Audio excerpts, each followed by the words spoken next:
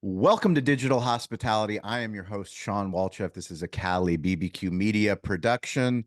We believe that all businesses need to be digital first, especially brick and mortar businesses. We also believe that everyone is in the hospitality business, whether they know it or not. We also believe that we're living in the greatest time where there is the intersection of content, commerce, communication, and community, and it's all living right on our smartphone. We've been doing this show since 2017. If you're new, welcome to the show. Our job is to find the greatest technologists, the greatest hospitality leaders, thinkers, and to bring them onto the show. Today, we have Jennifer Ryan. She is the CEO of Croux. You can find them at Join Croux, and that is Croux. She's also a restaurant owner, and you can find them at Blue Root Co. So at Blue Root Co. Jennifer, welcome to the show. Thank you for having me. Great to be here. So I would say you're the first person that's a restaurant owner that turned technologist, but you're not. I think this is a growing theme around the hospitality, our digital hospitality playground. But what I love about it is that because you've touched the problem, now you're solving the problem. Give us the backstory, give us the pitch. How did Croux come to be? Sure. It, like many other entrepreneurial endeavors, you're right. It started with somebody having an issue and looking around for a problem or a solution rather, and not being able to find one or find one that was suitable. I will admit, I never set out to be a restaurateur. And that was one of those problems I looked at too. In the community I just moved to has an incredible agricultural system, but didn't have any fast, casual, healthy options. And so we'll skip that story, but that's really why I built the restaurant, not because, like so many other people, I grew up with a dream. I was different. And so I was really trying to fill a void. And I launched my restaurant right before COVID, like many others, and was grateful to get off the ground, grateful to still be alive. But the pains of that experience persist today. And one of the biggest pains was around staffing, finding people to do the work, whether that was skilled work or usually, as you would know, you just need an extra set of hands to keep the wheels turning. And that really was the beginning of Croux, when some hospitality colleagues and I got together, and we had two sets of people. We had workers in the community in the hospitality industry that wanted to work, but they needed flexibility. I had a lot of working moms on my payroll that couldn't pick up the shifts that I asked them to. And then I had all these local businesses that were looking for extra hands. And we thought there's got to be a way to bring these two worlds together to support the local community. And that was the beginning of Croux.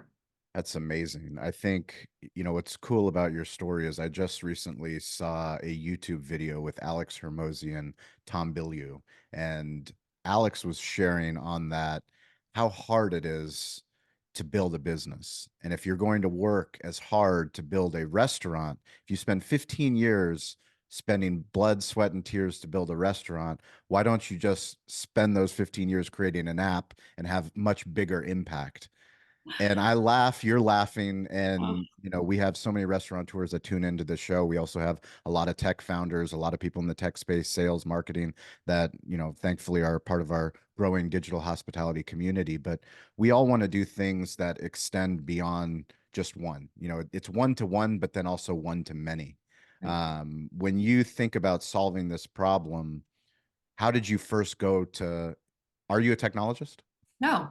No, I find myself in another position that I don't belong in, and I've had to earn my way there. And look, I don't know what the profiles are of the folks that are listening to this podcast, but I imagine a slice of them would be in my camp, right? We've never done this before, maybe the majority. And the truth of the matter is, as you and I were laughing before this, there's some weird wiring that we have that allows us to push through the unthinkable and the completely impossible or improbable to most pragmatic thinkers.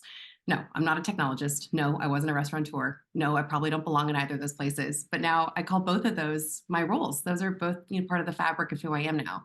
And this is the beauty of where we are today. We are able to lean into really amazing technology. We're able to tap into skills and build a team and really create something very innovative. But all of us are building the plane while it's flying. That's where we are. Hey everyone, Avi Gorin, CEO and co-founder of Marquee, and I want to talk about the customer journey for a second. You never know as a restaurant owner where your guests are truly coming from.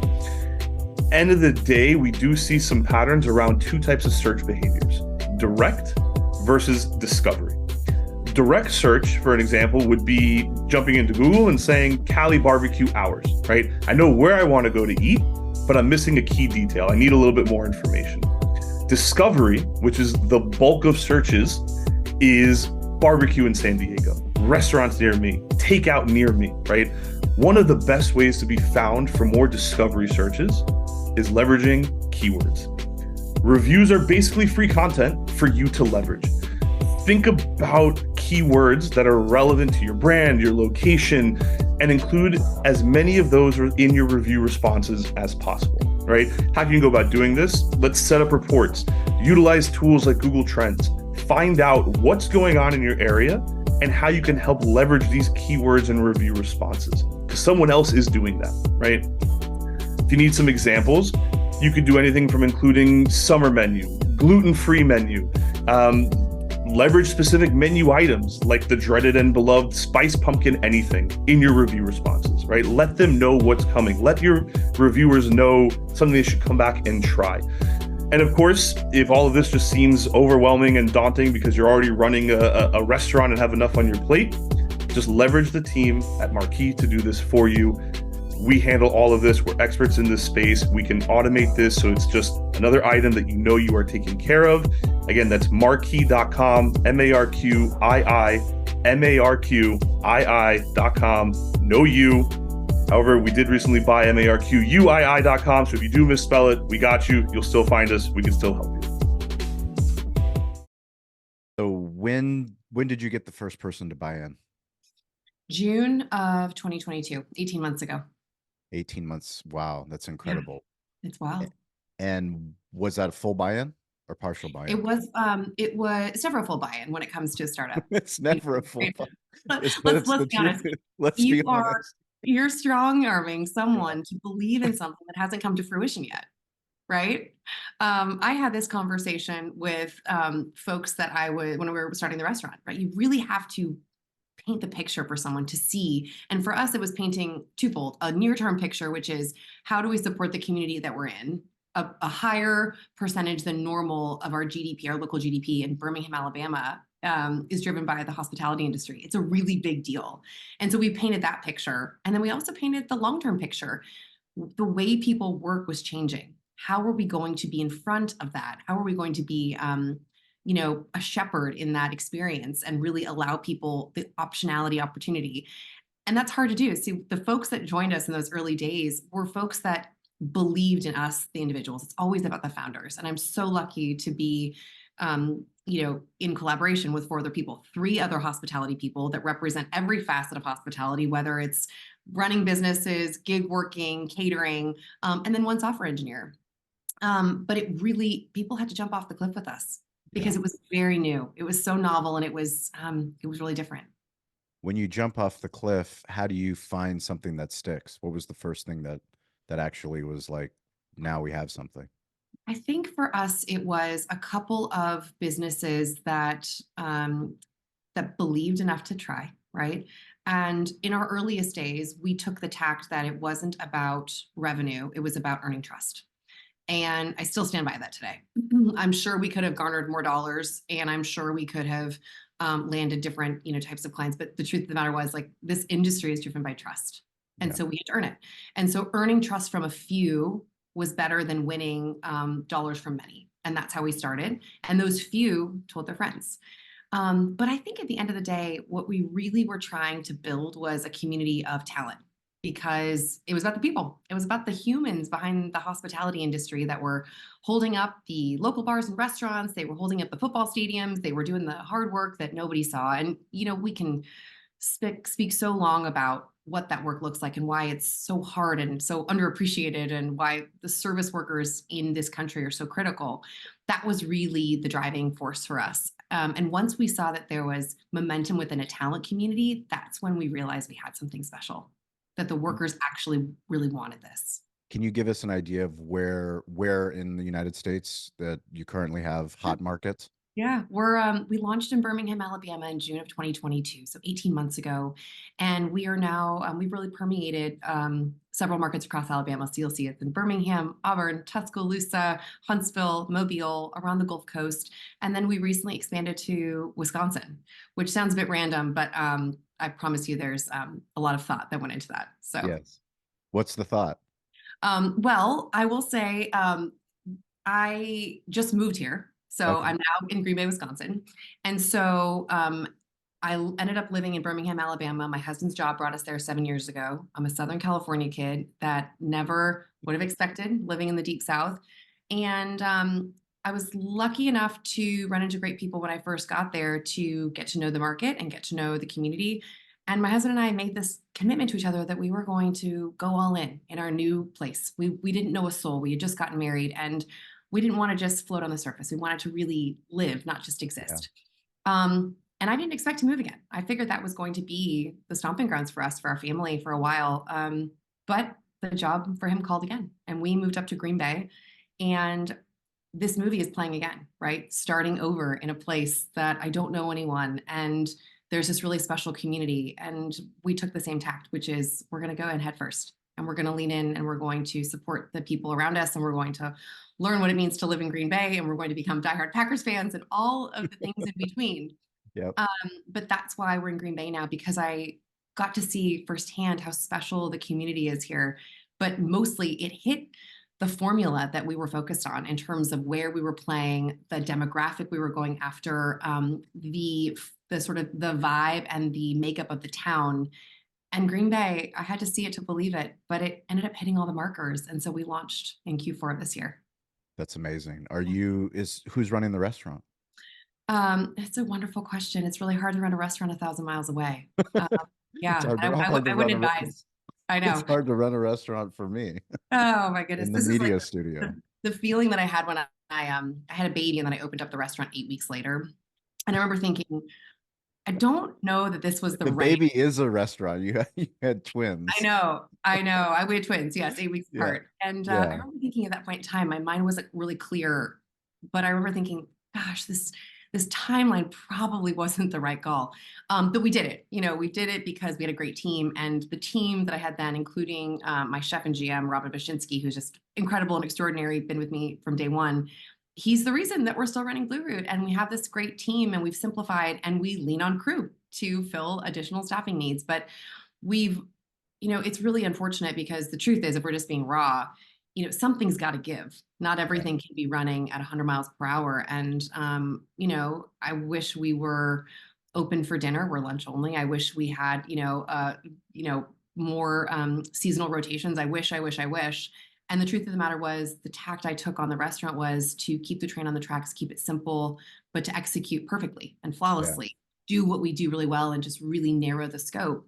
And I'm back a lot, but my foot is on the pedal when it comes to Croux, and it's a really hard thing to admit as I get older that I can't do all of these things Yeah.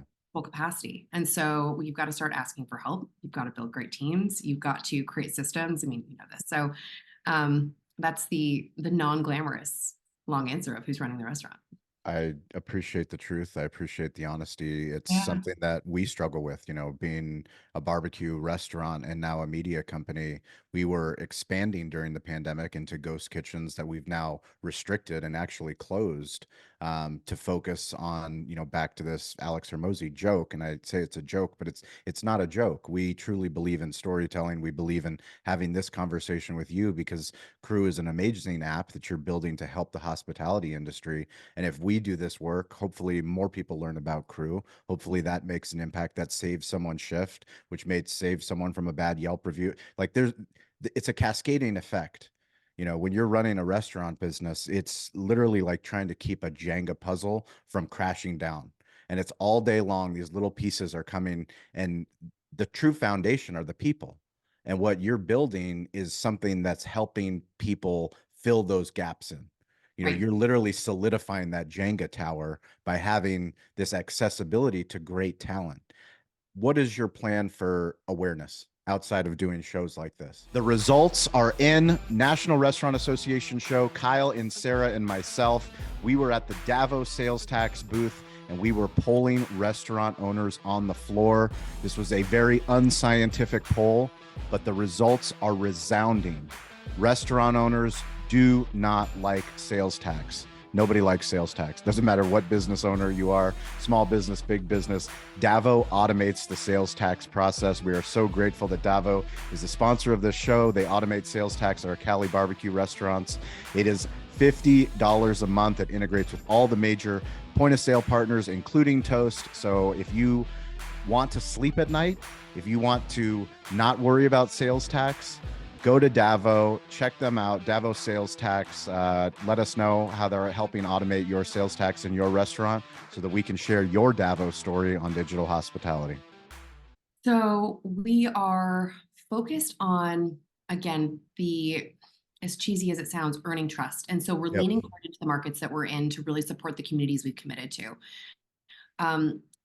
As a startup, in 2023, we are in a different place than those that were launching 5 or 6 years ago. And the notion of growth at all costs is not really alive anymore. So to truthfully answer your question, I'm trying to thread a needle right now, which is to do 2 things at once. One of which is to lean into the communities and commit to those that we've committed to. There's 7 markets that we're in right now, and we want to do them well because silly as it sounds, I feel like we owe it to them. We've launched, we've taken their mind share. And so the awareness campaigns in those places really revolve around 2 sides, right? We engage really heavily with the hospitality industry, whether that's a bar or restaurant, but really the sweet spot for us is the event space. So a big common theme among the markets that we're in is sports, right? So sports or hospitality is driving the local economy, and that's really important for those economies to thrive and to continue to grow.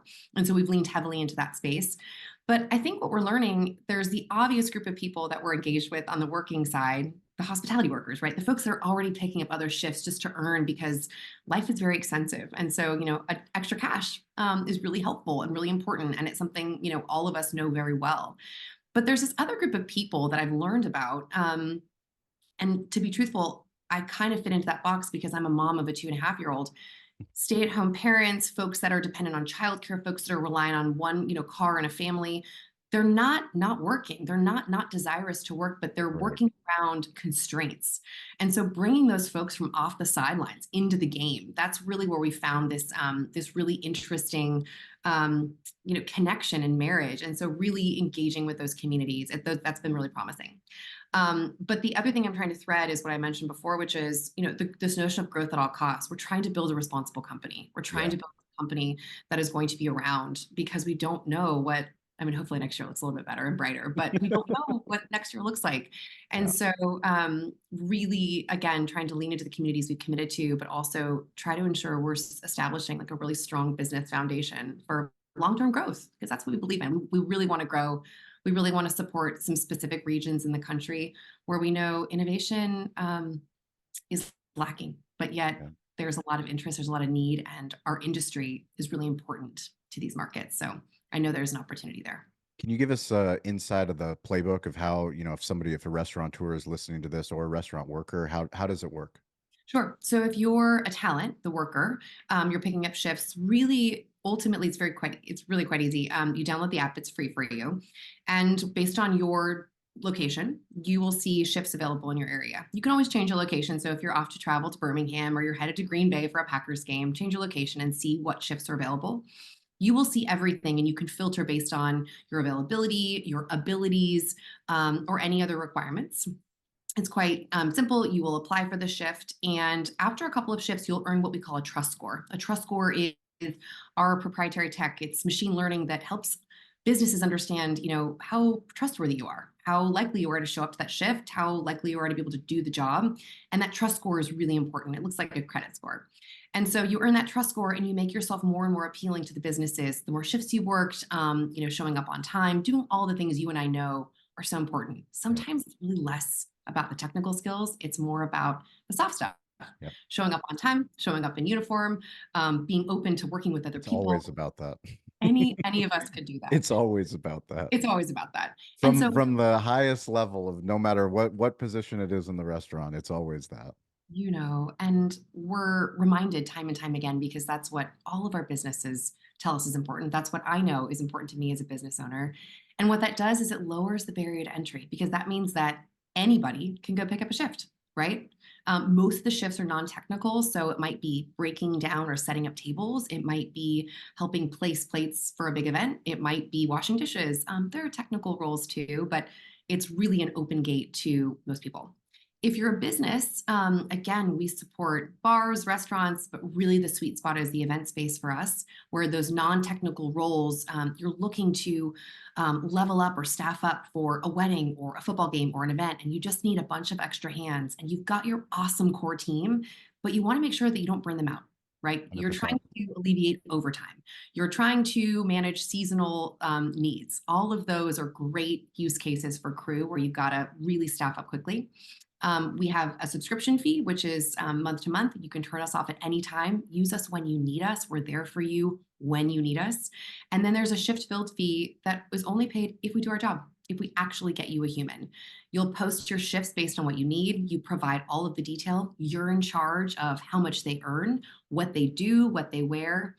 Businesses know how they need to operate better than we do. So the Mhm. control is in the business's hands. And ultimately, they'll be connected with a number of talent that will apply for those shifts.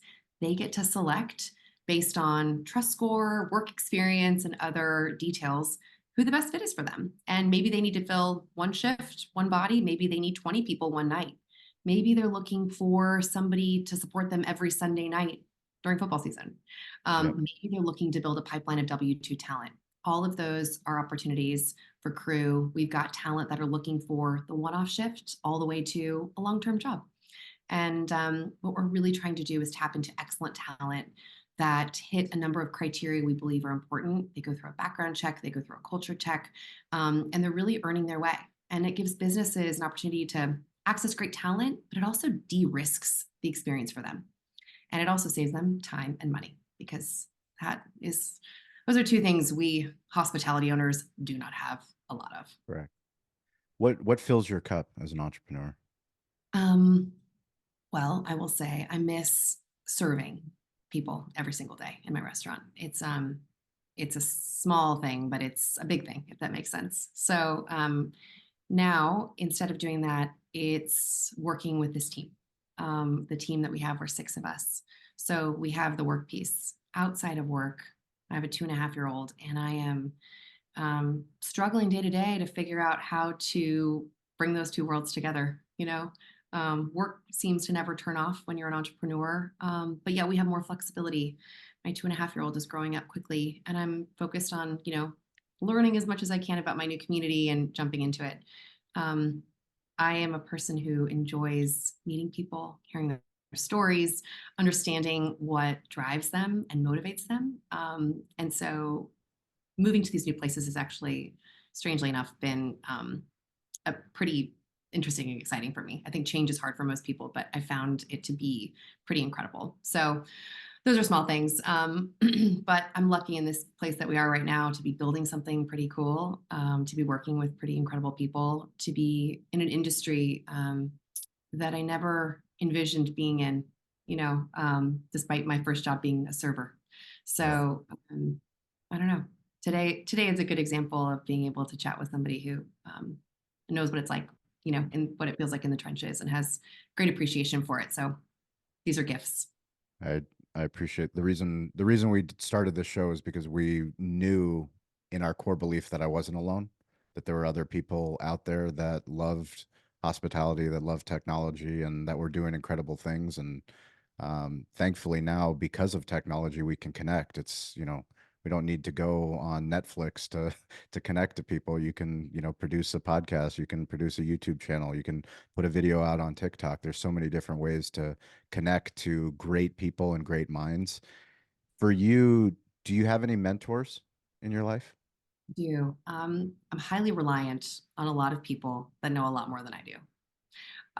The best advice I got before launching my restaurant was to become as self-aware as possible, to sharpen that spear, and to understand where my blind spots were so that I could fill those gaps. I have an interesting background that's not hospitality focused. And so I have mentors from all different industries, which has been really helpful. I think as I've gotten older, I realized that, being different, I thought it cast me aside as an outsider, right? Not having the credentials to sit at the table. And the truth is, the more I realize that it's not really a detractor, it's kind of my cheat code, right? To have these Superpower. perspectives and insights. So I lean hard on folks that are from my previous life in banking or in technology.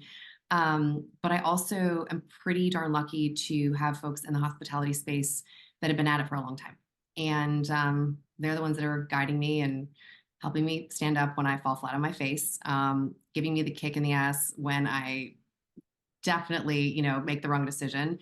And, you know, leaning on them has been the part of the formative journey of becoming a leader myself. Right. When you think about what you're building for 2024, do you guys see yourself raising capital or do you see yourself staying the path? So yes, yes, and yes. Yes and yes. um, It all I should say yes and yes depends and on what tomorrow looks like. yes, no, I'm just kidding. Yes, the plan is to prove the thesis that we have right now. I feel really strongly about raising capital in a position of strength. I feel really strongly about showing and demonstrating through data that we can do what we say we're going to do. And so the intention for us is to keep our heads down and prove that we um, have the playbook pretty solid and that we can prove out what we've put on paper, and then compel a couple of folks to to join us. And we raised a small round, friends and family, last year. We put in our own money to start right before that, and so we've kept it limited on purpose. But that's the process for us right now, is to prove out really for the next 6 months. And then assuming, which I know we can, but assuming we do what we say we can do, then it'll be the right time for us to put some gas in the engine. What advice do you have for anybody that's going to friends and family to launch their company, their restaurant, whatever their dreams are? It's hard to ask for money, and it's especially hard to ask the people that you love and care about It's because so now hard. because now they've entrusted you with their money. I know, I know. I'll tell you, I've done this differently. For the restaurant, I didn't ask anyone because I seem to have chosen two tracks that have a very low success rate. Now that I Yeah. think about it, Yeah. yeah. So I'm a potential liability on my own balance sheet. So I As had a long as you stay in the game, as right. long as You're you right. that's it. As long as you stay in the game, you'll figure it out. There we go. Let's just stay standing long enough, right? For the restaurant, full transparency, I took out an SBA loan, and that loan closed February 28th of 2020. Go figure. Wow. Yeah, I know. Great rate, bad timing. Um, so that philosophy for me at the time, right or wrong, was if I go down in flames because I've never done this before, I don't want to bring anyone with me, right? Yeah. But there's limitations to both sides. So we ended up going to friends and family for Croux, and we were really, really selective. And for us, again, I don't think it's one size fits all. For us, we wanted to lean on our community. And so, to be truthful, it ended up being more angel investors in the community that bought in to what we were trying to do for our community. Got it. And we skipped that first ring, that first sort of immediate family ring, for better or for worse. And now I feel really confident going back to those folks, right? To say, okay, come on in. But it's really difficult. I think what made it easier on us was a few things. One of which was we took those conversations, even if they were casual conversations, really seriously. And I think all of those prospective investors appreciated it. Even if it was just shooting the shit over a drink, we came prepared, we came armed. People are very skittish right now, and deploying capital just generally, a year ago too, people were really nervous. And so we really wanted to make sure we had our act together. We spent the time to do the research. We spent the time to put together a really thoughtful pro forma. We spent the time to do our homework. And we often talked about, which I think helped people, the best case, a good case, and the worst case scenarios. And we said no to people that didn't quite understand venture investing, right? It wasn't a good fit for us to have to explain why, sort of how that worked. It was better for us to get people in the game who had a stake in hospitality, who understood the industry. And we often found ourselves in a really delightful position where we could lean on, we had some choices to make. And so we leaned on people who we knew not only had the capital, but they had the acumen. And so Yeah. we got to be really choosy. And that was really good advice we got from our mentors, which was be selective. These people are going to be bound to you for potentially a long time. And so get comfortable with who they are, be excited about what they bring, and recognize where you need some acumen, to fill the blind spots that we had. So I guess the punchline there is we came really prepared and we were discerning, and we didn't have a problem with saying no if it wasn't the right fit for us, even though we really, you want to take that check. We had the long-term view in mind. So, but it took a while, and raising capital right now is taking a long time. It's taking a long time. Yeah. It is. But you're Slow, still building. we're still building. I know. So we're trying to, we're moving toward getting to profitability so that we're not heavily reliant. I don't want to have a gun to our head. So, Right. hey, call me in 6 months. Let's see if we're able to do it. Yeah, well, if someone told me back in 2008 when I first took over a breakfast restaurant and turned it into a sports bar that eventually we'd become a media company, I would say they were crazy, but yet here we are. Don't Yet you don't you think though, and I don't mean to put words in your mouth, but don't you think some of these twists and turns, these random left turns that have popped up have been some of the best, at least the hardest, but some of the most formative for your it's own it's journey? the most it's the most important work that we've ever done. The Yeah. the through line in everything that we've done is storytelling. Hospitality obviously is what we love. We love barbecue, but there's a reason why we're building a media company and we're helping other brands with their storytelling. Like we learned how to do it in a very difficult economy in 2008, in a very difficult location, in a very difficult category in San Diego, trying to, do craft barbecue. From the South, people Yeah. take barbecue as religion. So So, serious. and then getting into media, anyone that's in media, they're like, who do you think you are and what do you think you're doing? Yet here we are. And we couldn't be more excited about the future. It's scary, it's terrifying, but I have a great team that's helped us get to where we are, where I can have conversations like this on multiple shows and help other brands with their shows. That I know I'm exactly where I'm supposed to be. I mean, I love that conviction. Can I ask you one more question? Of course. Do you say, yeah, is your mentality to say yes to everything that comes and hits your path, or do you have a really strong filter? How do you approach that? Because I imagine, how do you spend your time? How do you decide what to say yes and no to? I'm a yes man. Like for me, the answer is yes, because I'm curious. My grandfather was a Bulgarian that was born to be a farm boy, but his curiosity got him out of the village and gave me a life of privilege. So for me, it's always yes, but I'm getting much better at filtering what do I give a response to. Right. Because we have so many inputs, because we're on LinkedIn and we're on TikTok and we're on Instagram, we have shows and we have the restaurants, we have all these things going on. I'm just much more selective of you've got to come with a great who are you, what do you do, and what are we trying to do? Because I'll have a conversation with anybody. And because of that, frankly, it's given us all kinds of opportunities that we wouldn't have had otherwise if we just said no. I agree with you completely. And I think sometimes saying yes to things that are uncomfortable, and I will say this particularly for women, when we don't feel like we're teed up because we don't have the background or the experience or the degree that puts us at that table.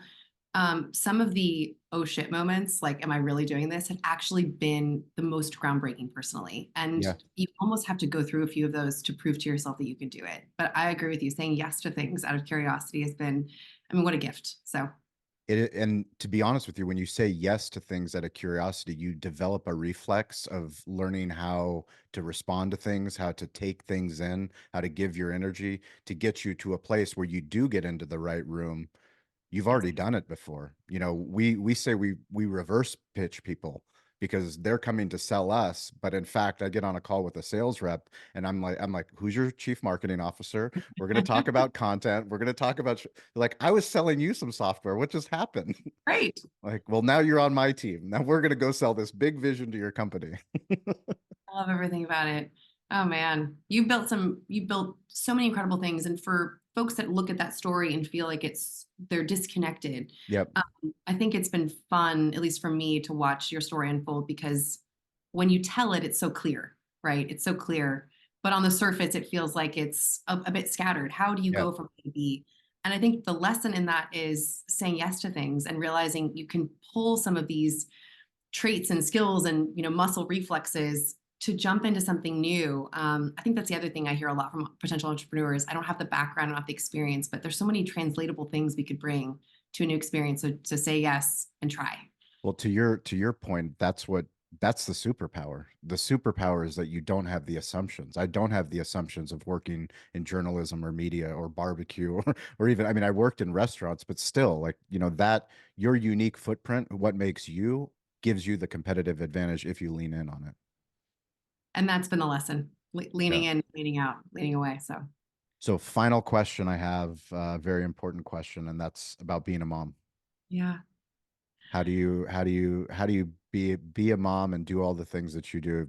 My wife, she's the most incredible woman in the world, and anyone that's a mom, I don't know, we're just so grateful for everything that you guys do for us. But you especially building everything that you're building. Tell us the secret. There's no secret. Any other parent out there can tell you, this. There's a couple things that I lean on. I lean hard on the village around me. Yeah, My husband and I are up here a solo with no family, immediately around us. So we created community and we're lucky to have people, pour it in often. But there's infrastructure involved, just the logistics of lifting off a day. yeah. My little one is home this week sick. And so there's the handoff and the are you on first and can you pick up this call and can I go into the office, is it going to be quiet enough? And I think I've just accepted that that's part of it, and there's just not a lot of perfection in that day-to-day stuff, which I wanted earlier in my life. And so I think there's this acceptance, but most of that acceptance comes from gratitude, right? Yeah. I am It's a miracle I have one kid, and I remind myself every day about what's really important, and my priorities have totally shifted. So what that looks like now is asking my husband, at the beginning of a week, how can I support you? And Yeah. him asking me the same. And we think about how to, instill the things that we care about in our 2.5-year-old at this young age when there's so many emotions and, all that wonderful toddler stage. But it comes back to having a great, some great infrastructure. It comes back to having some patience with oneself. I want to get things perfectly right all the time, and it just doesn't happen. And it comes back to really sharpening the priority list. At the Yeah. end of the day, I've just gotten better with saying that's going to have to wait, you know, because this is what's important. I'm still working on that, by the way. I'm a work in progress, but here we are, trying to do the best we can every day. And being a mom is a bit like being an entrepreneur. There's there's a new chapter that continues to unfold. There's something that you're building that everything you do today, as hard as it is for tomorrow. You don't Yeah. see the benefits immediately, and that's the through line that I see. These two parallel worlds I'm living in. So, um, you know, just try to take it all in. We're healthy, we're well, we're grateful. So Thank you for sharing your truth. And anybody that's listening, anyone that's watching, we care about you. We care about your story. So please, on Wednesdays and Fridays on LinkedIn Audio, we put on rooms with our digital hospitality leaders. So that's at 10 a.m. Pacific time, 1 p.m. Eastern time. That's Wednesday and Friday on LinkedIn. It's a chance for you to come up on stage and to share your story. Tell us about what you're building. We've got an incredible community. We believe a rising tide lifts all ships. Can't do it alone. You are not alone, but also no one's coming. No one's coming to tell your story. So we want to teach you how to be uncomfortable. If you are uncomfortable, eventually you get good at it, and eventually you'll have other people that are asking you how to do it. Even though you feel uncomfortable, you feel weird, do it, do the work. And thank you so much, Jennifer, for seriously for taking the time for building what you're building. We're grateful. We hope that you stay connected. If there's anything that we can do, our community can do for you, we'll share the Croux story, and you just keep in touch. we appreciate it. Thanks for all you do. Absolutely. And as always, stay curious, get involved, and don't be afraid to ask for help. We will catch you guys all next week. Thank you.